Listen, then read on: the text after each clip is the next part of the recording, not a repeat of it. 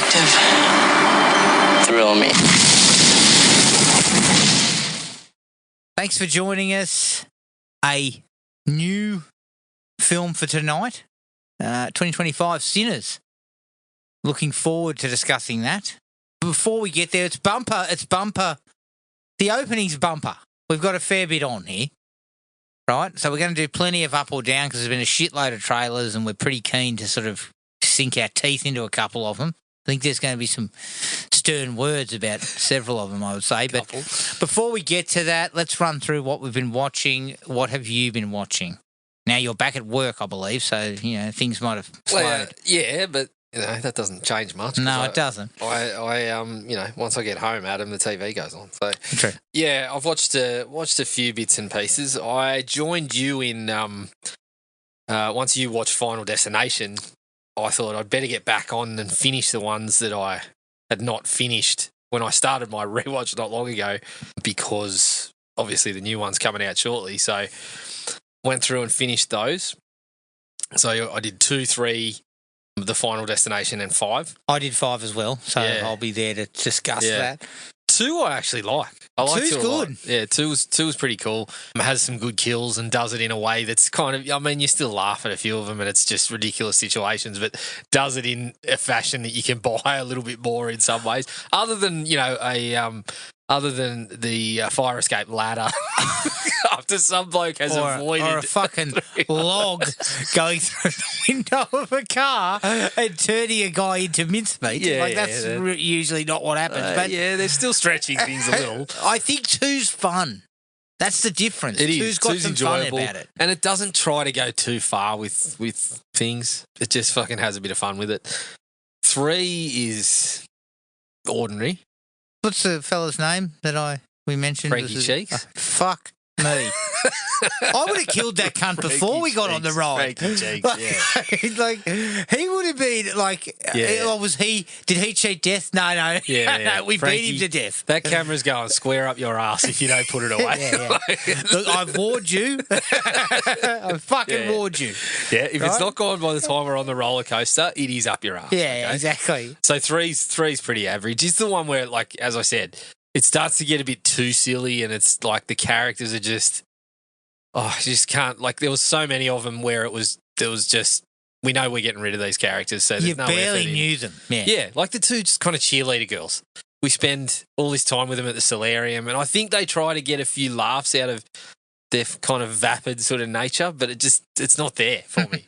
It's just kind of like wasted time.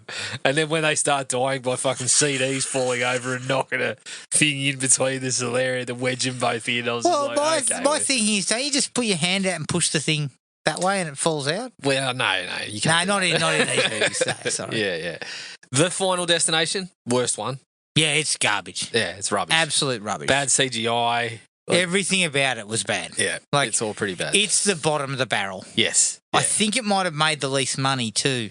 Yeah, I wouldn't be surprised. Yeah, I think things were starting to fall away by that stage. And then part 5, again, we're back into sort of part 2 territory. I had some good times with part 5. Hot take. 5's the best one of the series for me. It might be. I think the acting's just a smidgen better. Yeah. The kills are better. The setups are better. Yep. I've got a soft spot for 1 because it was, in that area where we were in that age bracket, similar to the characters. True. One's idea is faces, great, but it's not beholden to anything. No, it doesn't have to try to explain how this is connected to this one or that one. 5, it doesn't have to have Tony Todd coming back and getting more convoluted every time he opens his mouth. Honestly, talk about talking out of your ass. Tony does nothing but talk out of his butthole. Yeah. The whole time. You've been here for 5 movies now, and you've appeared in 3, 4 if you count his voice on a couple of the rides. In number 3, yeah. But I still don't know. You still haven't said anything. I mean, I love Tony, and he brings presence to that. I love him. He brings that right amount of menace. Yeah. But his character is just useless. Like the idea that he's providing sort of tips or something. Yeah. There's no tips. Your tips are like, when I jump on a sports betters thing and I come out at the end of the weekend on donuts again and think, well, fuck.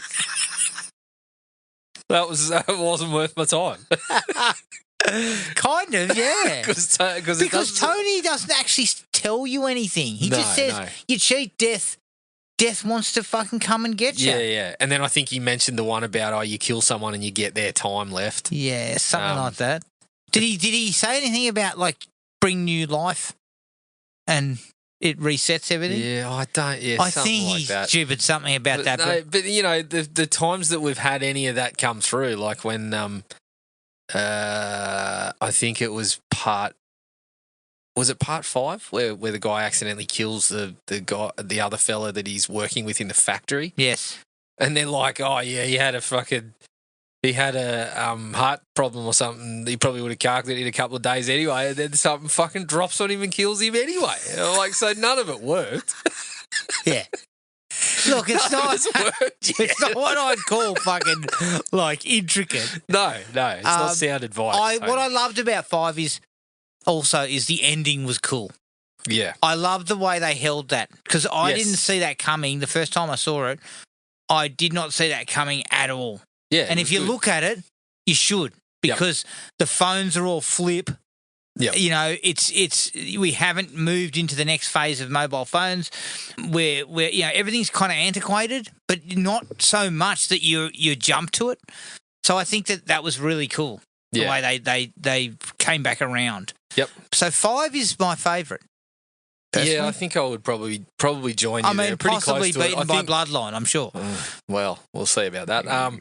Yeah, I'm probably part 1 by a hair, but I think if I looked at it just for how they executed the plan, part 5 is probably the better one. I watched Terrifier 3.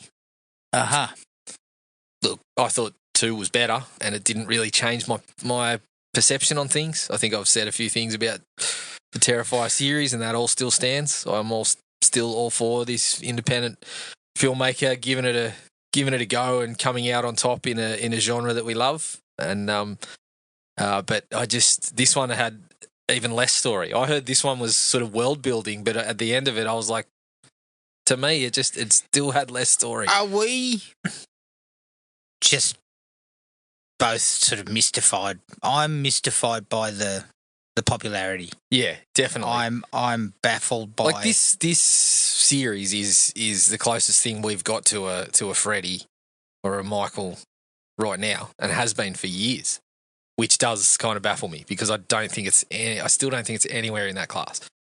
He goes like pretty heavy on the special effects again, but it's just a point now where he's just trying to top himself for gore. The one thing I did get a little more of, I thought the David Howe and Thornton, and I thought he's been good in all of them. I thought he was a little more comedic in this one.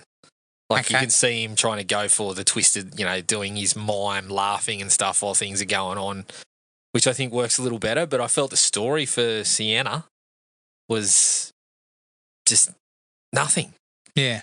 It's just a series of things happening, not really any progression of the story. So I cannot agree at all that there's any world building or story in it. So I was disappointed from that perspective. And I think 2 was better. So yeah, nothing's really changed for me there. 2's the peak of the series. Would you not be racing out to see another one? Well, I didn't race out to see this one. Yeah. I didn't go to the cinemas for this one, which is kind of, I intended to do, just like I said, for the sake of making a horror movie a success. It didn't need my help. It got there as it was. Oh, of course. And the model, just a guy that's fucking worked his way up from the bottom. But I just don't. It's just not my series. I don't think it's my sort of series either. I still don't. I've only seen the first one. I don't find anything didn't like it at all. Scary. I've said it before. I don't find anything scary. Like John Carpenter used zero blood and scared me more in Halloween, pretty much by comparison. And I just think gore is like, I love a bit of gore. Don't get me wrong, but that's the easiest thing to do. It's the easy way. Yeah, and he uses it as a showcase for his effects work and prosthetic stuff, which is great. Which is a plus. But I just don't think that's not the avenue to scare me. There's the parts that have scared me have been the parts where he's not doing that. The parts that I think are the scariest stuff in the series is like when he's sitting in the like train stop with the lady and he's honking the horn, or in the first one where he goes into the pizza shop and kind of sits there and kind of waves at the girls, and then they take a photo and he doesn't kind of move and stuff. I find that way scarier than him fucking for the 10th time chopping someone fucking in up. half or something. Yeah. So, yeah, that's I think I've said plenty about the series. It still stands for me. I went on to the New Kids, which was the Sean Cunningham one with Laurie Loughlin. Yes. Tom Atkins very briefly, and James Spader, and who was the other one? Eric Stoltz was in it as well. Is he? Yeah, pretty good cast. It's not bad. It's just I kind of like it's just one of those very 80s kind of storytelling things where Tom Atkins is their dad, and then they have this accident, and so the kids have to go and live with their uncle who happens to run this fucking rundown little theme park in a ho-hum little town. And they catch the attention of the wrong people, and then it's kind of just like a little action, or almost like a little thriller sort of action hybrid set around that. It's not bad. I think you and I have both come to this sort of conclusion that although we love Friday the 13th, that Cunningham was just a workman-like director. He was just, absolutely. He probably had more business sense in some ways. It seemed like he was just doing it as like a 9 to 5 almost. He was doing. I mean, nobody's going to fucking mistake him for like Wes Craven, and they were like peers. Yes, yeah, they'd worked together. Yeah, Craven was a far better director. Yeah, and a Craven far more certainly interesting had his misses. Yeah, but he was a far more interesting filmmaker. He always had some sort of angle and some sort of he was much more interesting. Yeah, I watched Drop. Okay, I know you were big on Drop. So. No, I was not. I did not like Drop. Yeah, so look, I think it was okay. I wasn't as down as you were, but I had some similar problems. Yeah. I know we spoke about the whodunit. I think it landed where I thought. I wouldn't see it as a whodunit. You say whodunit to me, I think Agatha Christie or Knives Out or something like that. And we knew this was going to have angles of that we were going to meet a few people and you like someone's in the vicinity. But I thought they kind of just played it more with the two people at the table. And that stuff was on the periphery, and we were just kind of like, okay, well, we're going to meet this handful of people. It's funny not because spend too much time really digging into. It's funny because I actually think it could have worked as a whodunit.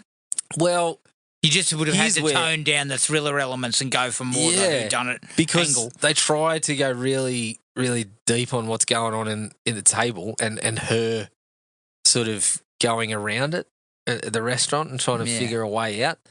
And this is where it sort of falls apart for me is the technology gives them the angle of this is how you can set this up, which is the best part about it. Yeah. It's a unique sort of setup to use modern technology, but then that same technology fucking cuts her off at every fucking turn. Every time she looks around for some escape, oh no, we've got some bit of tech. Yeah. And then when we get down the stretch, and a certain party sort of comes into it and starts sort of dropping what happened. Yeah. There's 2 or 3 things that person sort of starts to say where you're like, there's another part of the movie that demonstrates that that's bullshit. Yeah. And the stuff at the table, you said it. I agree 100%. He's out the door in 3 minutes. Fuck oath. The way she's acting, it's like... the way I see it was you needed 15 minutes where they talked, got to know each other on a personal level because they'd finally met. Yeah. Because they'd been speaking online. Yep. And to showcase they're into each other. Yeah. Because at the end, I mean, in the cinema, right at the end, she says something like, I guess you'll have to find out on a second date. And I turned to my wife and said, not on your fucking life. Never. Like, I would have just said, no, thanks. Well, it's not even that. Enough. It's because obviously, you're getting into the part where we're all resolved and that sort of thing. At which point you're probably saying, oh, well, that explains it. So maybe there is a second date. My issue was that he's not at the restaurant anymore where this is going on. He's like, because, I'm so sorry. He turned up for this online and the way she's acting, it's like, red flag, I'm out. Yeah. Thank you. She's constantly on the phone. Like within seconds, she's on the phone. Yeah. She tries to sort of play it off as, she tells him what's happening. Yeah. And then she tries to hide that when it becomes serious. And I'm just thinking, he would have just got up and said, look, this clearly you're preoccupied. Yeah. And this isn't working. Yep. Something like that.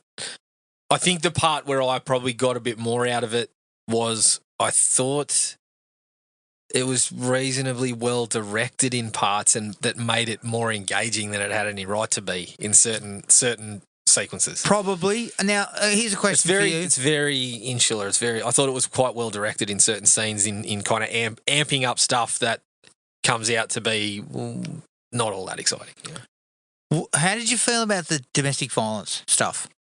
Because I just felt that there was no place for it. It just didn't. It had no bearing on anything. Because even when he finally comes, he actually uses it. Like being in the reveal, I was just like, the next line after they've used that was something where it's kind of like, well, that would have worked anyway. Yeah, so why does it matter that it does feel she'd supposedly done this? Yeah, it didn't feel like it was weaved in very well. And that's why, I mean, it felt like Black Christmas. Yeah. Which was tacking in a very serious subject into something that probably didn't necessarily need it. Yeah, it didn't do it any justice, yeah. Think. But yeah, all in all, I was entertained in parts, but I felt like the script just needed a lot of work. And it still would have been something I still think they could have made it work a lot better. Yeah, absolutely. So yeah, it was a little bit disappointing. The bones were there, I think, for something quite kind of frenetic and tight, but it didn't work like that. From then on, I fucking switched Tubi off for a little while when I got back onto Netflix. I watched Havoc. Oh yeah, Tom Hardy. Is that Gareth Evans? Yep. Any good? Not bad. Yeah. Not bad. Pretty predictable. The action stuff's okay, but I prefer Gareth to be directing some more fucking, fight scenes and things like that. And shit, yeah. But yeah, it's passable. Had a decent time with it, and then I watched a Japanese one called Bullet Train Explosion. Bullet Train Explosion, which is essentially, I read the premise, and it was like a bullet train in Japan drops under 100 k's, it blows up, and I was like, oh, so it's speed in Japan. But then no, it's actually a sequel to a 1975 Japanese movie called The Bullet Train, which has basically the same premise. So Speed is actually and I dug into that. Yes, the guy that wrote Speed has had to fend off accusations that you stole it from this movie, which I was never aware of. Right. So it was just a situation where he said I'd never even seen it, and it's one of those ideas that you can imagine multiple people having, and they do play out as very, very different. So yeah, I quite enjoyed it. I did watch it. I've actually found the sequel, which I'm going to watch. But I watched this one first. I did read that, you didn't really need to watch the other one. I got a couple of things that may come out as spoilers in the old one, but all in all, it's definitely a self-contained sort of piece with just a couple of references to this other one, treating it as a previous incident. Okay. But yeah, I had a bit of fun because I went on the Shinkansen a couple of times in Japan there, so it was funny to see it like using the same. They actually used the company. Like the Japan Rail company, they allowed them to use all their logos and trains and stuff like that. And kind of seeing it, I was like, yeah, that's fucking exactly what it looks like. So I can imagine for people in Japan that there's a connection of, like, this is just like day-to-day life right here, and placing it in that setting. And it's more, it differs from an American one in that, like, there's not really just a king shit. It's more like a group and how the group's going to get out of it, which in a way is one of the things that probably didn't work about it, because there's not a lot of character stuff going on. There's a little bit early, but there's not a lot that carries through. But I found it interesting to watch from that perspective, where it's like, no, it's how this little group is going to get together and sort it out. Okay. So yeah, it was pretty cool. All right. Is that everything? Yep, that's it. All right. Obviously, I watched Final Destination 5.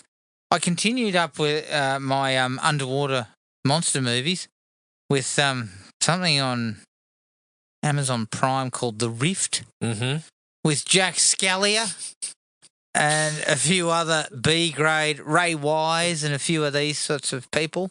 Oh, Ali Ermy in there. Look, it was shit, but it was kind of entertaining shit. You know what I mean? You knew what you were getting into. Yeah. And it was directed by the guy who directed Pieces.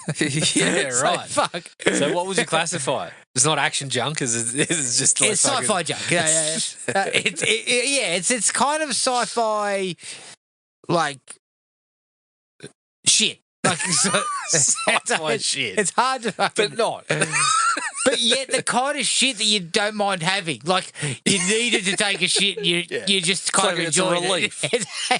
It's a relief. And the only other thing I watched was episode 2 of Last of Us. Yep. Which I really liked. Yes. They got a shitload of it right, but they threw in some stuff that's not there. Yeah. Action sort of stuff. I keep seeing the big spoiler warning, and I'm like, well, I'm pretty sure I know what it is because I played the games. Yeah. So, Anyone, I mean, fuck. It's not really that big a deal because if you've played the fucking games, you know exactly what's coming. But handled well. I'm going to say this. And, I think take this with a grain of salt because I haven't watched the next episode and, I might be jumping ahead. And I love the game. Don't get me wrong. But the game's a different beast and I'm a touch concerned with when you switch perspectives, so to speak. Yeah. And I'm a touch concerned that it's not going to work as well. Yeah. Look, it didn't work as well in the game. Can I offer a piece of advice? I had concerns about the entire fucking first series. Yeah. And they fucking nailed it. I'm hoping perhaps that we still... just need to sort of... Yeah, and look, I'm not writing it off. Yeah. Not writing it off. But obviously that's tickling the mind because it's like... Yeah. But it's just... It tickled the mind the whole... It's there. It tickled the mind the whole first season. And I'm really hoping they find some interesting angles to go with that are not in the game. Yeah, well, that's exactly what they did in season 1. I mean, my thing was, what can they add? What can they possibly add? Well, because this game's fucking awesome, they found things to add. I was fucking railing, going, there is no reason to do this. Yeah. None. For me, it was kind of like the first game was the fucking best of both. Yeah. It gave you the cinematic experience, but let you actually get into it. Can I give you the glass half full take on this? What's the glass half full take? The second game has more things that could turn out better. Correct. Because the second game, I liked the second game. If they go down the right angles, if they go with the right angles on it, I feel like we could find some real gold. Yeah. And we could potentially slip off and find stuff that will give the TV show some oomph that wasn't in the game. So I do agree with that. The counter to that is it's also got more of a chance of going wrong too, I think. There's bigger scope for it going wrong. I don't know. I thought season 1 did because the fucking game was so good. So you feel like because the second game was not quite as good? I love the second game, but I don't hold it in the same esteem as the first one. Like, I still remember playing the first one and having fucking just almost like out-of-body experiences about how much I fucking enjoyed this thing and how much, like, I just got caught up in some of the storytelling parts of it rather than the game stuff. Second one didn't get me like that in the same way. So I think there's probably more room to say... We can build and get better. I get what you're saying. Yeah, we can take a swing and it doesn't work and we're fucking up shit creek. But I just think the second one also has room to maybe improve on the real fucking gripping emotional storytelling parts. Yeah, maybe. And I hope that's the way it turns out. So far, the first 2 episodes have been good. Not quite at the level of the first season, but they're still pretty damn good. Yeah. So that's a positive. All right, Jared, let's sort of buckle down here for some trailers that we've watched. We're going to do some up or down here. We haven't done this for a little while. There's been quite a number of trailers. A deluge. A deluge of trailers. All of it up our alley. Yes. I'm going to kick it off with Final Destination Bloodline. Oh, okay. I think I'm going to have to say down. Okay. Just because we've had 15 years. I think the last one was 2011. Is that correct? Yep. 15 years, and I just feel like it seems like the same shit. And there's a part in the trailer that I think you were fucking laughing heartily as an old lady tries to explain something to us, and I'm just like, what the fuck? Come on. Yeah. Honestly. Yeah. If this is where you're going, I don't want to know about it. I don't want to know about it. No. I always love, what I do like about these movies is that whole sort of bait and switch type of angle they do with the kills. Yeah. So something is fucking happening over here, something's happening over here. Which one's going to take the person out? Yeah. Like in the opening minutes of the trailer, you're thinking, oh, is it going to be the exploding beer can? And no, it's the sausage has burst on the fucking barbecue and blown it up or something. Yeah. Fuck me. Yeah, it's a down. Yeah, I've thought about it. Yeah. It's a down. Yeah, I'm a down because that opening barbecue stuff looks like a laugh riot. And then when they kind of peel like a comedy, when they peel back the next phase of what's happening, none of it seems to look that good. When I see a bloke trip backwards over something, flailing his arms, screaming whilst a lawnmower runs over his face, I can't do much but laugh at him. Exactly. After we've already had this sequence of things like, a glass breaking and falling in an ice bucket, there's something rolling under a trampoline. I'm like, what are we doing here? What are we doing? But yes, the biggest part that concerned me was when said old lady shows up and says, it all started with me. I had a vision that started everything, and I thought, no, we're not. We're not, are we? We're not going to do... My big concern is that they are going to set up her premonition and that everything else that we've seen has stemmed from that. They're going to try to go back again. Because my question is, where we've got to in the series is that, okay, you've dodged it once or twice, but you can't dodge it forever. So my first question when that happened was like, so she's been fucking dodging things left, right and centre for 80 years or whatever, but now death's got the tentacles out and it's got about 100 people that it's chasing because they all escaped. But my first question was, if they all stem from this accident, they're all fucking like 18 to 20. So death's working pretty fucking slowly. Yes. Yes. I'm hoping that all of this stuff is I'm just overthinking things and it's going to be all completely wrong. Maybe. But as soon as she turned up and handed over a book that included photos of a plane and things like that, I was like, no, we're not going to try to. And why do we do this? Yeah. Why do we feel like we have to take the Halloween 6 treatment and fucking stick it all back together? Yeah. I don't feel like there's a necessity. Yeah. Well, one of the, I did love seeing Tony Todd for one last So did I. time. I love the man, but he did not look good, unfortunately. He looked like he did when I saw the photos of him at this convention, and my first reaction was to send you a text and said, have you seen these? I think Tony's sick. I don't think he's going to be around for much longer. Yeah.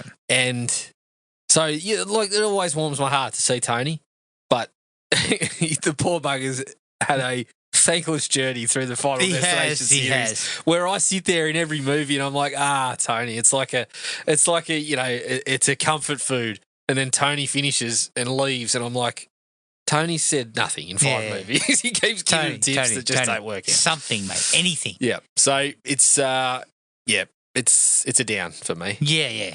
In saying that, I'll be there first weekend. So. I think I'll wait. No. Get yourself down. This shit will be on streaming within about 2 weeks. Get yourself down to Dendy and pay $40 to see him. Not on your life. See it in IMAX. Get fucked. Honestly, I paid $55. But that was a discount. But you saw the movie we're watching tonight. Yes, we were talking about tonight. There. Yeah, I mean, fuck. If I had to sort of go to one, it would be either a big ticket blockbuster. Well, that's why I held. I saw the prices. And something like this. Yeah, I saw the prices on that. $55 to sit in the VIP section. And I thought, I'm going to do it once, and I'm going to. It has to be worth it. Yeah, it had to be worth it. And once the reviews came out for Sinners, I was like, thank Christ. Yeah. So Bloodline, nah. Yeah. I think I'll pay $20 if I'm going to do it at all. Although some of the writers were involved in some stuff like the Scream series and things like that, weren't they? Maybe. So. Yeah, I don't know. That doesn't help it. It's a tough one. I'm talking for Scream 5 and 6. Oh, okay. That's more. more. That's better. Yeah. Let's move on to the next one, Jared. We've talked about this guy not stretching ever, but we've got stretch, and I think you're not that impressed with the stretch. I didn't say that. Trailer. Well, I haven't said it We've got yet. a trailer for The Smashing Machine, which is The Rock's next one, which is based on a true story. Gentleman by the name of Mark Kerr. Yes. And this is The Rock. Stretching. Well, not stretch. No, but having to act. Having to actually play someone who's not The Rock. This is what we've been sort of asking him to do for. So at the very least, he is forced to play a person, not the fucking Rock. Yes. And I personally felt what I saw looked okay.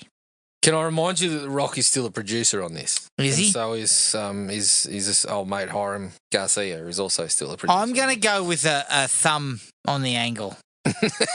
A dislocated because it is directed by Benny the guy, Safdie. Benny Safdie, who directed Uncut Gems, which was fucking awesome. Like, I really liked Uncut Gems, right? And he got a fantastic performance out of Sandler. Yep. And I feel like we could potentially, this is the kind of director who gets something out of someone like The Rock, right? Yeah. How did you feel? All in all, it looks pretty good. Yeah. It does look pretty good. How'd The Rock look for you? My concern, my one concern. Concerns The Rock, doesn't it? It does. Well, there's a few moments in the trailer where he's acting where I just got these vibes of, how The Rock kind of plays the hero sometimes and he goes with this overly earnest sort of delivery of stuff. You're a bit worried that's where we're going. I felt a sprinkle of that in a couple of scenes, but I'm also not familiar with Mark Kerr. And it looks like The Rock has put a bit of effort into changing the demeanour somewhat, I'm assuming, to match this guy. So I'm giving him the benefit of the doubt. Yes. I actually think he looked a little bit different too. Yeah, he does. Physically Prosthetics and things. the prosthetics and the hair and stuff. What are you insinuating? Physically? It's a 50-year-old man. No, but, like his body is not quite as fucking... He's on the Alan Richardson diet? He's on the Richardson diet. Initially, I thought you were going to say his performance looked like fucking Cuba Gooding Jr. as radio. I was like, fuck, it's not that bad. Well, you said that. I never said it. I said overly earnest. His look on your face said fucking Gooding Jr. as radio. Oh, fuck, I thought radio was a good movie. So did I. but no, look, I think I'm the only person that did. I think, for me, we've asked for this, and I think I'm willing to go in with an open mind. Because I want to see the guy do something fucking different. Yeah. Yes, and definitely. He is now forced. I told you to be glass half full with Last of Us. Now I'm copying that back. You're telling me it's time to be glass half full with The Rock. Stay cool, because the concern for me, I can do that with The Rock forever was he just plays the same fucking make person. Radio too. Fuck, imagine that. You got to do a bit of work. You're going to have to do a little bit of work with regards to how radio is portrayed. Yes, because it wasn't done well the first time. No, it was not. But we've been asking for it, and he's just been playing the same fucking character over and over again. Yeah, even more in recent years. Yeah, phoning them in. Yeah, basically. Yeah, we've now been now someone is actually asking him to put in the effort, and I hope it works. that's there. I hope it works so he can say, well, fuck, it's fine for me to give someone else some control. It's fine for me to not hire my own writer and director. And, it's fine for me to turn up on set on time and use the staff toilets. No, I turn up on time, but I still piss in a bottle. There is no fucking... I'm not giving any inch on that. If I want to piss in a fucking bottle... I don't flex on that. I piss where I want to. Yeah. You're lucky I'm not shitting in a bucket as well. But... shit. I'd imagine dealing with The Rock on set is a bit like dealing with Mickey Rourke in a Big Brother house. Oh, fucking hell. How's he going? All I saw was a clip when they asked him to vote someone out, and he's like, "I refuse to do it. You can stick a gun up my ass, and I still won't do it." Mickey, it's a game, mate. Where are you? What are you fucking doing? Oh, you know, and funnily enough, they went to everyone else and they said Mickey Rourke. Yeah, nobody needed to have a gun barrel shoved up their ass to fucking vote Mickey Rourke out. That's not good, Ricky. It means you haven't fucking endeared yourself to the rest of the house. You know what, though? Dave Chappelle is 100% correct. You know, yes, when the phone rings and they say Dancing with the Stars, you know, this is where you're at. This is where you know where you're at, and fucking Mickey's hit the bottom. Yeah. So, okay, let's move on past the Smashing Machine. I'm going to say I'm an up. You're an up on Smashing Machine? I'm an up on Smashing Machine. I've gone there. You've gone there. Like that because Sideways. I don't think this is going to be like the classic movie we need from The Rock, but I think it's going to be a step in the right direction. Yeah. It's the way that he should start to look at his career a little bit more and find some performances in him because I think they're in there. Yeah. And then throw a skyscraper 2 in between those where he's got both legs missing. Yeah. But yet he can still fucking outrun Usain Bolt and fucking whim on a whim. Yeah. Okay, so the next one, Predator, Badlands. There was a bit of kind of negativity to this one. There was. Look, it didn't give away a lot. No. It didn't give away a lot. It is in a different, location, different setting to Prey. Yep. But it works for the Predator. The Predator is a sci-fi sort of being. So you can have it in multiple different places and different times and shit like that. Mm. Overall, I thought it looked pretty fucking good to me. I'm a thumbs up because the same team that did Prey is behind it. Yeah. And I'm like, well, fuck, you got to give them benefit of the doubt considering the last one was so good. Well, and especially like Dan Trachtenberg has obviously put a bit of thought into this space and come up with some ideas. And I thought it was, I was assuming, all right, he's going to do the same thing but in a different time period, which I'm open to seeing. Then they drop on us that they've done that in animated form and there's going to be 3 animated or a series of 3 animated stories that are basically that, like a predator in the midst of the World War. And I dig all that. I dig all that. I love the fact they've gone in a different direction. Yeah, and it seems like he's involved with that, but then he throws this trailer out and I was like, fuck, that was not what I was expecting at all, but I'm in. I'm open. I'm open to it. And it seems like we've already found out that Elle Fanning's character appears to be a synth from Wayland Yutani. Yeah. Good idea. So we've got some connections, throwing some aliens in there or something. There. But no, I'm here for it. I quite enjoyed it. I think there was a lot of negativity towards the look of the Predator, but looking too human or some shit. I'm okay with it. I don't know. It still looked like the same fucking ugly motherfucker that it previously looked like. It looked pretty similar to the first one. Once they took they didn't spend a lot of time with the mask off it, but yeah, looks fine to me. Thumbs up for me. Yeah, I'm up. Big thumbs up on that one. On a totally different note, I Know What You Did Last Summer. I, again, didn't give a lot away, but what they did give away did not fill me with a lot of interest. Like I will be there because this is our jam. The slasher movie is our jam. If you're going to remake one of these fucking slashers, I'll be there. Yeah. To check it out. But to me, it kind of looks they're trying to connect it to the others. I don't know how many times can you run over fucking some cunt? Like how many people have run someone over? Here's the thing. You know what? Let's dump the body. This one had a shot of like the road, the edge of the road, with like a barricade that had been busted open. Okay. So it seems like it's someone in their car or everyone else has gotten out of the car or something. I don't know. That's just, I saw that one shot and I'm like, so have they not run over someone this time? And that's the only thing they didn't really show in the trailer. Yes. But as I said to you in a sort of text message exchange when we talked about our concerns, and you said, "What's your main concern?" Number one was that it looks like shit. It reminds me of the TV series. That's not what we were hoping for. Yeah, it reminds me of the TV series, and I hated the TV series. Yeah, but what you said the TV series was fucking totally. It wasn't even a slasher. No, wasn't it? Not really. What the fuck was that? I'd like to tell you, Adam, but I don't know.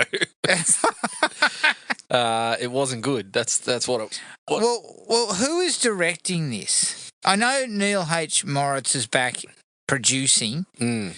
It's being directed by Jennifer Caton Robinson. Now, what's she done? Do Revenge, she wrote that. She wrote Thor, Love and Thunder. Mm-hmm. Doesn't look like she's directed much. Yep. But she's written some stuff. Yeah. Okay, she directed Do Revenge. Yeah, not much. Yeah. I mean, out of the blocks, we get that scene, that scene of some form of meditation.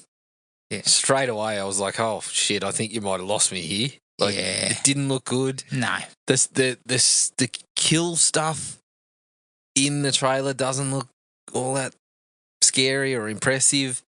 All the lines we got from characters were like, "What are you giving me here?" Yeah. Like the one at the end where they just kind of stop all the music, all the sound, and they get the girl standing there, and she's like, "Oh, this place is so beautiful, I might just die," or something. Yeah. And then we have a shot of her screaming. I was like, "Fuck, okay." Yeah. What are we doing? I just don't know why we're trying to connect. Like, again, I'm happy to be wrong.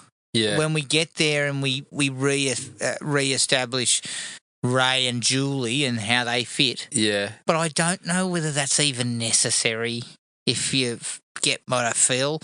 That movie was made in 1997. Yeah. So what you're saying is a remake. Let's just remake it. Let's not chuck them in different roles if you want them in there or something. Yes. Like the thing, they're an Easter egg. They pop up as another character. Someone's mum, someone's dad. As much like as that. I don't like Rob Zombie's Halloween, I think one of the better things he did was casting Danielle Harris in a different role, sort of bringing back a fan favourite in the series. In a different role. But I just like you brought up the fact that you watched the trailer and you thought, what is Jennifer Love Hewitt even doing there?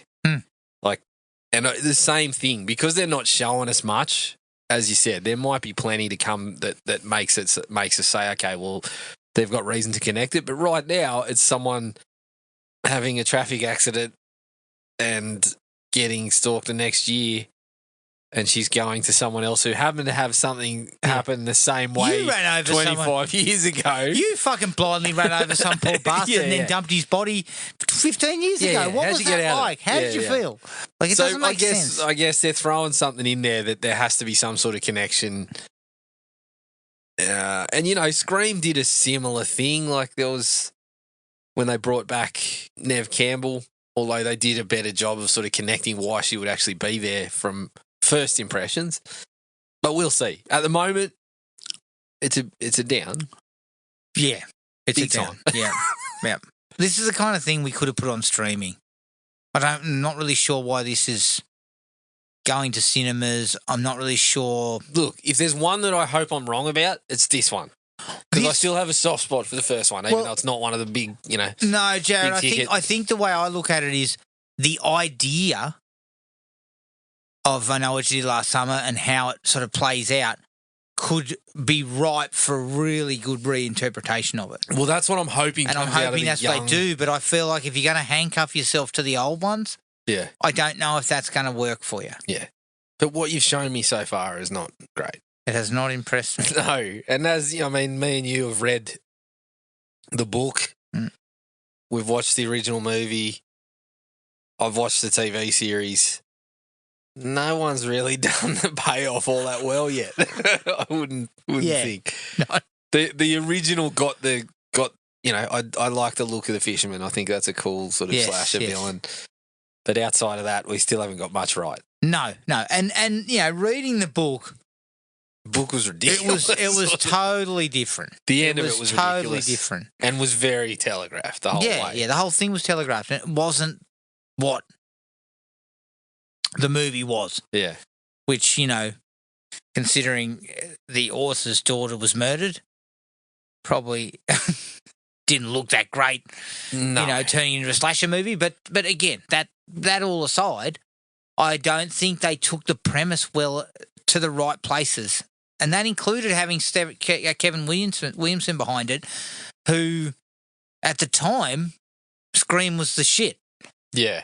And No One Did Last Summer felt very, like, first draft kind of thing. It wasn't very good when you really watch it again. So parts of it were. I feel like I'd love to see something good, but I don't see that here right now. So it's definitely down.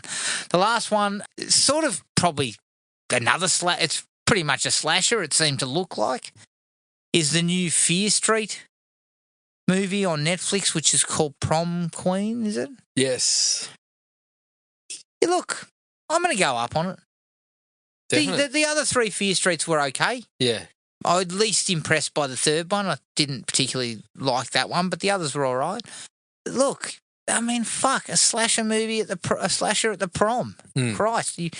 I think that's the heights of fucking interest these days. Like, if someone says that to me, I'm like, oh, I'll be watching that. Adam, you might have some queries about, you might have some questions for me, but they fucking won me from the second they dropped Heaven Is a Place on Earth in the trailer. I was like, fuck. Yeah, got me. Good one. Got me. Nicely played. But yeah, I loved the way they put the video filters on there. I thought the killer looks pretty cool. Yeah. It's kind of the direct contrast from I Know What You Did Last Summer. It still didn't tell us very much, but everything I saw was like, okay, well, the stalk and slash stuff in this looks all right.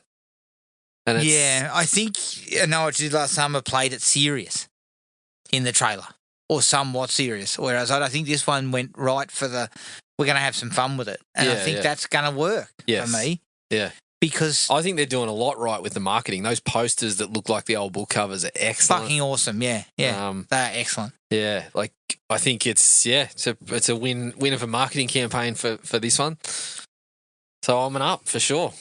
Big thumbs up. That's it for the up or down. Although I did recently watch the trailer, which came yesterday, for Now You See It, Now You Don't, which is the third in the Now You See Me, or whatever the fuck it is series. Honest to goodness, talk about bullshit. It looks fucking You're awful. not having it? Oh, looked awful. Yeah. The first one wasn't even that good. I think the next one we probably should cover maybe for the next episode is Weapons. Weapons, yes, I did watch that. It looks all right. Yep. But look, let's take a break. Here's the trailer for 2025's Sinners. Ghosts, demons. We gonna kill them all. We gotta keep everybody inside. We ain't gonna kill every last one of you. I ain't gonna let that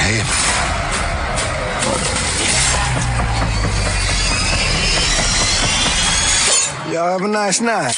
Sinners, rated R, only in theaters April 18th. Sinners from 2025, written and directed by Ryan Cooglar. It stars Michael B. Jordan in dual roles, Haley Steinfeld, Delroy Lindo, Jared. It's good to see Delroy. Haven't seen him in quite some time. And Miles Caton. Now, this is going to be an interesting one, Jared, because we both saw this in the cinemas quite a few days ago. Yeah. So we weren't taking notes. Nobody was taking notes. No. Like, I didn't have time. I was too comfortable in my lounge seat. You was fucking spending you were wondering where the $60 went. Well, I can tell you, they at least brought me a free beer. So I think someone felt bad that they charged me $60 to sit in the fucking theatre. As I said, they saw you coming. They knew you were going to be a fucking problematic person when the first $15 beer was put in front of you. They saw steam coming out of my ears when they asked me to open my ticket and I caught a glimpse of the price again. And then they thought, you know what, let's fucking hose him down by giving him a free beer. Yeah. And then he came out of there going, oh, great It experience. was a crankshaft too. It's fucking good beer. But can I say, the IMAX was fucking awesome. I'm not usually a person that goes over the top. Like, essentially, I like to sit on the fringes of the new technology. I like to get my 4K Blu-rays and that sort of shit. But I'm not a stickler for it. But the IMAX was fucking excellent. Yeah. The screen, the sound, it was awesome. Yeah, I do want to give it a go. I think I'll have to find something. I need something. Yeah, you need something that's really going to pop for you. Gotta talk to my bank. It won't be Final Destination Bloodline, though. No, fuck no. But plus, I've got to see something that goes for over 2 hours, so I really get my money's worth. Yeah, exactly. It's the only time I'm not complaining that the movie's long. Yeah, exactly. So, but yeah, I want to check it out because we haven't had an IMAX theatre in Canberra until now. Yeah. So I really do want to give it a run. Yep. But and this was filmed in IMAX, wasn't it? What was your take on this? I loved it. Absolutely loved it. Obviously been waiting a while for it. So when I heard the reviews, I was the optimism in the kind of week before actually getting to see it was just at fever pitch. Mm. And sometimes that can be a bad thing. Mm-hmm. But yeah, absolutely lived up. It's just, it was so, like, it had so much fucking style. Mm. The acting performances across the board were really good. I got enough of the horror, but was right on board with the kind of messages that it was trying to go with the horror. I thought it was excellent. Yeah. So, you know, are we tossing out stars? Or? Yeah, let's try out stars. I went 4.5. 4.5. I thought it was one of the best. Real strong. Thought it was one of the best movies I'd seen in the cinemas for ages. Mm-hmm. Yeah, I went 4. I really enjoyed it though. Stylish, mixture of genres. You know, I saw someone sort of saying it was kind of like Dusk Till Dawn. No. Not really. It kind of was in some aspects of, you know, the way things played out. Well, just mainly just like vampire lore, really. Yes. But in a it was totally Couldn't different be more in a different sense in a lot of of other areas. In what it was much more I mean, more serious take on things. I didn't see a character called Sex Machine. No, I did not. And I did not find Cheech Marin out the front talking about pussy. So, yeah, I didn't see Cheech Marin pussy spruiking out the front of the juke joint. So, clearly not the same. Top-notch pussy peddler out the front of it. Yeah, they used to have them back in the 30s as well, I think. Yeah. It's a time-honored profession. But I think that this one was a much more serious and dramatic definitely take, but also had a lot of things going on in the background. And I think performances, fantastic. Direction, fucking fantastic. Just the style, you're correct. The music. Yeah. And all that stuff in it. Awesome. Just really, really well done. But also like start to finish. Like there was obviously scenes where the music was the showcase. Yeah. But then scenes where it's the background. And I was still, my fucking toe was still tapping, mate. Look, I'm going to say this. I think Ryan Cooglar, I mean, fuck, I reckon he would have to be one of the best directors going round. Well, if not the best. Strung them together. His body of work is fucking excellent across numerous different genres. Yeah. He's showcased, you know, the crowd-pleasing element with something like Creed. He can do a superhero film with the best of them. Yep. And now this, which is a hybrid kind of drama fucking horror film. Yeah. I mean, I don't know too many who have got that kind of resume. No. And he's only young, he's knocking for it out of the fuck's park. sake. Yeah, what? He's in late 30s? Yeah. So, 40s? I mean, him and Michael B. Jordan work fantastically together. Just keep making movies here. Yeah, exactly. And Michael B. Jordan is excellent. The dual role, even though they're twin brothers, they're both significantly different in their approaches throughout the film. Yeah. How they do things. Yeah. And I like that. I thought some of that was fucking Subtlety really and good. nuance. Subtlety, from Michael. nuance. Difference.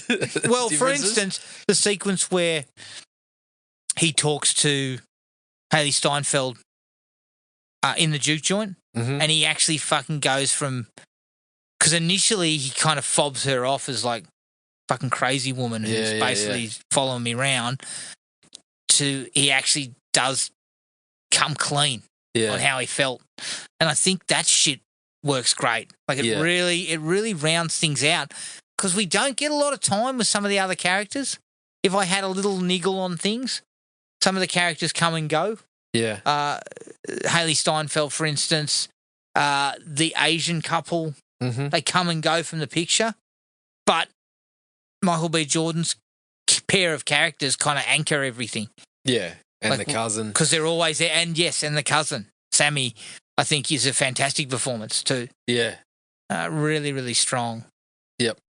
It's such an interesting film too, because it, again, like Dusk Till Dawn, it kind of pivots at a certain point. Yeah. Well, I wasn't, obviously, there's pretty clear messages that come through it about black creators and the art and what comes of it, and which then makes total sense about the time period that it was set in. Yes. And I think that stuff is handled fucking brilliantly. Yeah. Really, really well. I loved the sequence where they start talking about that and really start driving that message home, and then we get that sequence where they start going through sort of time. Yes. They kind of take a step back from the movie and go through time. And we see a guy who looks like fucking Rick James. Rick James. That was the first thing I thought. I very, very, very briefly thought, is that Rick James? Is it supposed to be Rick James? It looked a bit like Rick James.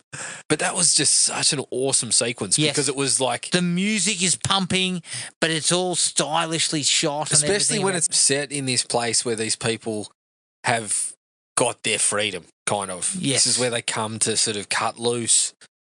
And everyone's just fucking lost in it. And then he just takes a step back to kind of show us a point to this movie, what he's saying about art from his people and whatnot. And we just get this part where you fucking get lost in it. And you see all these people from different time periods just fucking jamming together. I really loved it. I thought that was awesome. That was probably I really loved one it. of the highlights. I thought that was, sort of a show-stopping moment. Yeah. And that's before we get to the... Yeah, that's before horror. shit cuts loose. Yeah. And I love that he kind of drove that home at the end too. Did you get the end credits sequence? And yes. Yeah, when he kind of, that line about, we don't want to go into spoilers too much, but if you haven't seen it, just fucking turn off for 30 seconds or so. But that line at the end where he kind of tells him, before all that shit went down, that was the best night of my life. Yeah, yeah. And that kind of scene plays that beautifully. Yeah, yeah. Absolutely fantastic. Yeah. Like a real high point of it. Yep. 2.5 hours, but didn't feel a fucking single minute. No, fuck no. No point did I think to myself, holy shit, this is fucking dragging. Where we've hit a bit of a rough patch. Yeah. It never sort of felt that long. And they were taking a lot of time. It seems like early on they took a shitload of time with Smoke and Stack. Yeah. And coming back in with the cousin. But I was eating that shit up. Because as I said, it was so fucking stylish. Every time we met a new character, I was like, fuck. Let's just keep going with this. Yeah, I don't even care about the vampire stuff. Delroy Lindo.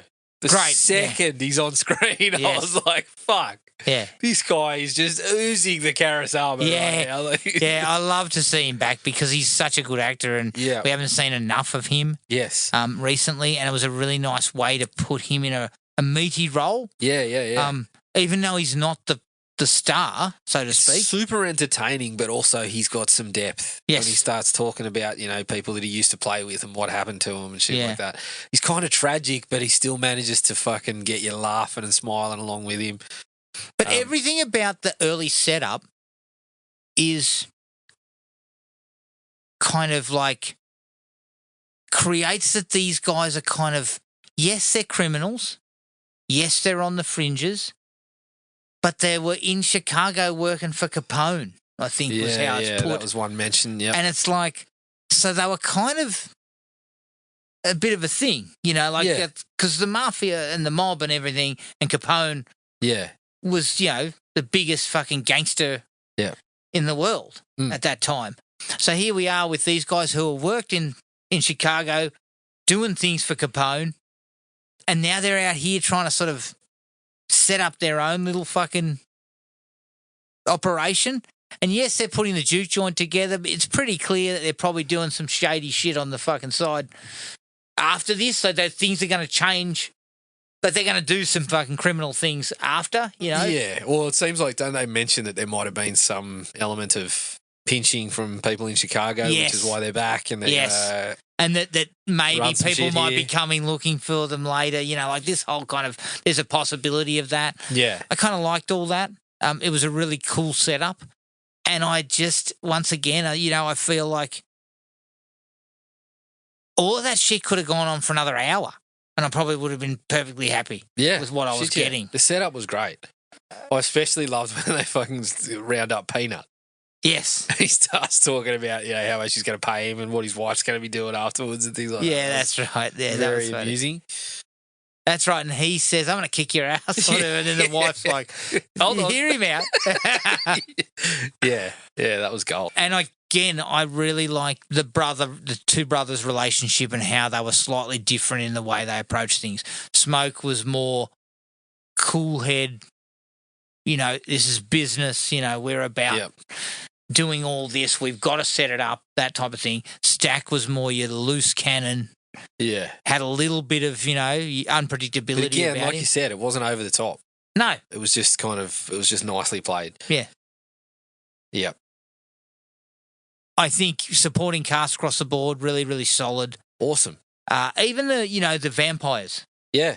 Yeah. Those Everyone. guys were really good. I liked the vibe they gave, especially when they turn up and start fucking singing a song for them. Yeah. And trying to say, let us in, you know, we got money to fucking spend. And they start singing that song. Yeah. And it's so fucking corny. Yeah. And it's just, But it's corny, but it's also still like, yeah, it's well, you're like, fuck, it's pretty well played, and there's harmonising and shit. I sat there for a minute thinking, fuck, I didn't realise Mumford and Son were going to be the bloody Exactly. villains of the piece. And I really liked all of that. yeah. And I really, really liked the sequence where they get turned. Yes. I thought that was fucking awesome.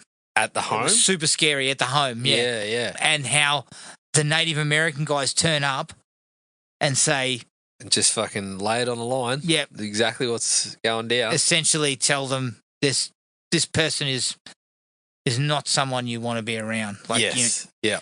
that, and then it sort of sets that tone that something clearly is going to happen right But of now. course, you know, it's religion, it's Yes. race. Yes. It's like he's one of us, essentially. So we're not going to Yeah. listen to you. Yep.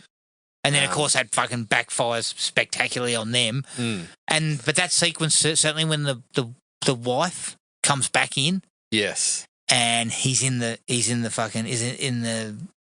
bedroom Yeah. with the other bloke? Yeah. And she walks in and he's fucking sitting there with a That big fucking smile on his face smile. covered in blood. I thought that was really, really creepy.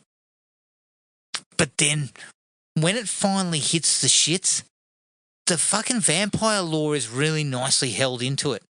The inviting them inviting them inside when Peanut tries to come back inside. Yeah. Well, invite me back in so I can fucking Yeah. check things out. I love the back and forth there. And he's like, hang on a second, you've been fucking coming and going all night. No one had to invite you in ever. Yeah. Yeah. I thought that stuff was really cool. Yeah. The All way of they that kind of stuff. did that. And the way that they were, you know, we got back rooms and, you know, Haley Steinfeld's character has already been invited in and ends up in the back room. So then Stack turns and it's like, sorry, again, spoilers going on here, but it's like, yeah, the way they play that stuff, it's stuff that we've seen so many times, and credit to the performances and Ryan Cooglar, but there was parts of it where I still got a bit of a fucking jump here and there. Yeah. It's like we know exactly what's going on. We know what you're going to try to do, but you still got me a couple of times. But I think it felt, for some reason, it felt fresh. And I think part of it is because they took their time and they continued to take their time. They never rushed any of it. Yeah. Even once things started to go to shit, once it was all in the shit and it was one group on the outside against the small group inside, classic stuff. Yep. Like we've seen this a million fucking times. Yes. But it felt like there was something new to offer. Well, there was of course, there. the angle of, as we've spoken about, and it's the very clear themes about the oppressed people and their oppressors, and how he places it within the art context of people taking their art and claiming it as their own and that sort of shit. Yeah. It all plays out into who's getting invited in, who's not, who's why. Yeah. And that is part of the freshness to it all. Yeah.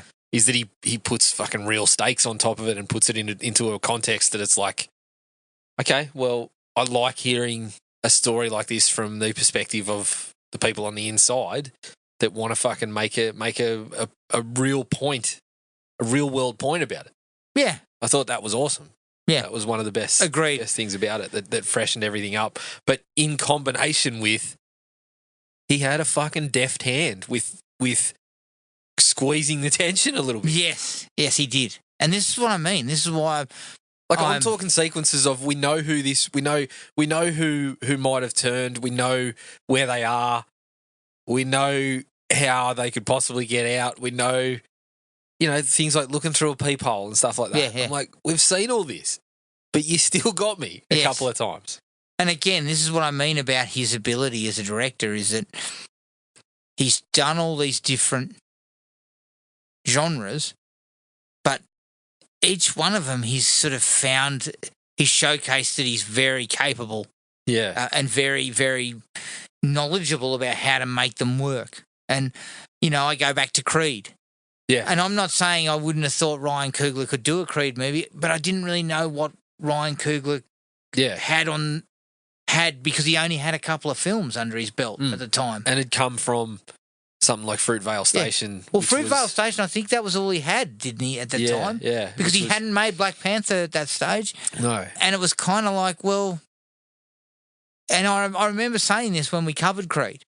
I was like, it looked like this guy had been making fucking movies for 50 years. Yeah. Like he was that sure of what he was capable of.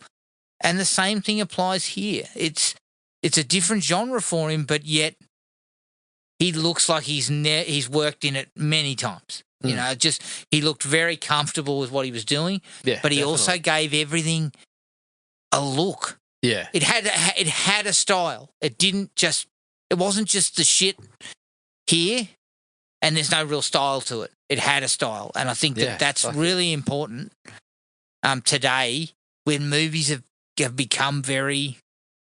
We talked about the Netflix movies. They're made by fucking committee. Yeah. And they've got nothing remotely interesting about them. Yeah. This is important that we get movies like this. Yeah, because definitely. It shows the art form and it very shows the clear quality vision of it. from the guy that's behind it. Yes.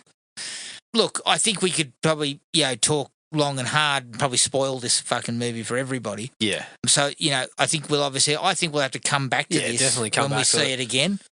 The second it comes out on physical media, I'll be picking up the copy. If you were to say there was a dislike for you, was there anything that you didn't quite work for you?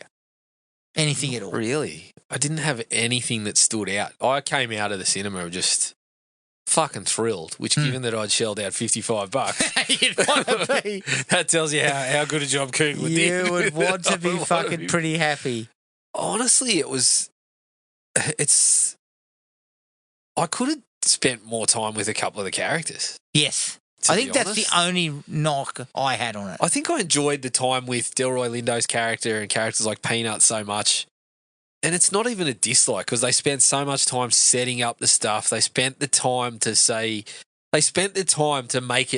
make what, oh mate, fuck, I've forgotten his name. The cousin says at the end of the movie, you feel that.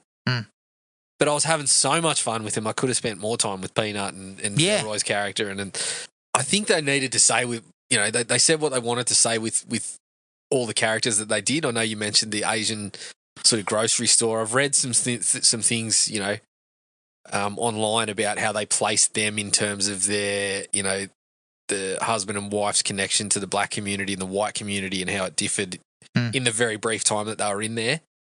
So I think they kind of, they were very intentional and served the purpose of what they were trying to do. For sure. But I just thought all the actors were so good, and I was enjoying all the actors and the characters so much that I could have spent time with them, all of them. I could have taken 2 hours 45 at this, I reckon. Yeah, and I think like you talked about the Asian couple. I would have been happy to hear more about where they were at. Yeah, because I think the way it was incorporated, you got this real sense of like the husband got on really well with Smoke and Stack. Yeah, and they had a pretty solid connection. Yes, they clearly known them for a while. Yep. The way that the wife reacts when the husband's outside. Yep. And she realises he's probably not fucking coming back. Yes. Yeah. Yeah. And that I think she ends up taking him down. Is that right? Spoilers again, but I'm pretty sure she does. It's done in a really cool fucking way. Yeah. But I just liked all that, like, and that's my only rub is, and again, I'm not, because I feel like he had a plan. Yeah. So the purpose of those characters, they were only going to be there for short periods of time. Correct. And I think he executed it again on a similar note. It's not even a complaint, but if you're asking me for something that I could have done with a bit more of, the way Peanut gets done in, I keep saying it, but I mean it's pretty clear who's going to go and who's not, but. Spoilers. The way one particular character gets done in outside of the joint, and we kind of follow along with that. It's, again, he's proving a deft hand with some of the horror stuff in that context where it's not graphic, it's just scary. I could have done with a couple of more people wandering outside and things like that, because it was he just showed that, like you said, he's hasn't done necessarily work in horror before, but showed that he can squeeze the sort of stuff that I like out of it. You scare me with the situation. You scare me with how people are reacting, and like, I could have done more of that. It felt like he understood the genre, and that's. To me, that's the biggest rap you can get. Well, when he wanted it to be, because it means you understood what you wanted to do, and you actually understood how the genre works. When he wanted to wind me up and have it be suspenseful, it was. Yeah, it was. Every single time he tried it. Yeah. So, and that's the mark of a really good director who understands what they wanted to do, but also understands the genre that they're going to be dealing with. Yep. And executes that. In a fashion, in this case, that was felt more fresher than I expected. Yeah, like I expected definitely. It was going to go down a certain way, and it kind of did. But it just something about it, the way they did things, the way they pivoted slightly, and let's just say they jinked. Yeah, they didn't even pivot. Well, they kind of jinked slightly. As I'd been waiting for it for a while, but had kind of left it at arm's length. I didn't want to go too deep into it. I just had the information that I needed. I was like, cool, vampire piece, Michael B. Jordan, multiple roles, period. So I expected some of the sort of race elements to come in just naturally because of the time that they were setting it in. But to take it to the length that he did and weave that into who the monsters are and everything like that. Yeah.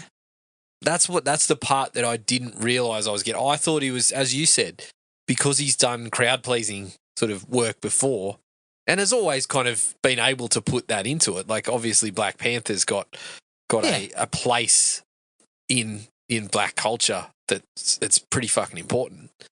I didn't really know what I was walking into, that I was going to get the message that he ended up putting out, and I was fucking right there in it when he went that direction with it. Yeah, absolutely. I'm like, this is fucking this is where, and it's already happening. People are finding ways to say, oh, this is it's not a horror movie. It's a really great movie that just happens to be horror. It's like, right. So you can't make a good movie that's horror. Like, it's not like someone like George Romero wasn't trying to say some shit with Night of the Living Dead or any of that sort of stuff before. So they kind of, you know, there's those ways that people try to sort of undersell horror. Mm-hmm. So sometimes you can fall into that yourself because we're horror fans, and sometimes we go into a movie and we're like, well, fuck, all we expect is a bit of fucking this and that. Yeah. So to walk in and get what we got, I was like, fuck. Yeah. Pleasantly surprised. Absolutely. Yeah. I think I was very, very not surprised. I just was very impressed with what I got. Really, really, really good film. Probably the best film I've seen all year so far. Oh, 100% for me. And so that's, you know, it's going to be pretty hard to beat too, I think. Yeah. Because it had a lot of fucking angles. It had a lot of interesting shit going on. Yeah, yeah. It's really well acted. It's really well made. I'm tossing up catching it again before it goes. leaves the cinemas. $60? Oh, fuck. Oh, maybe. I don't know. I could be had. If they host me down with another free beer again, I'll be up. Yeah. Is there a free beer involved? Yeah, there is. Yeah. Oh, yes, I'll be up. But look, that's our coverage of Sinners. Kind of first glance. Obviously, there's some spoilers in there, so we appreciate that. I'll put a note on the when we put it out. Yeah, that it's got spoilers. Light in spoilers. We can't help ourselves. But keep an eye on the Facebook page for what we do next, and I hope you've enjoyed all the up or downs because, you know, that'll be there'll be some interesting stuff coming in the future because I believe Prom Queen comes out on the 23rd of May. Yep. So that'll be the first one out the gate, I would suggest. But until next time, take it easy, everyone, and we'll catch you all later. Cheers. Find the podcast at Podomatic or on iTunes.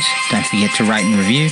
Like us on Facebook at Thrill Me Podcast Australia or contact us at thrillme, all one word, all lowercase, at iinet.net.au.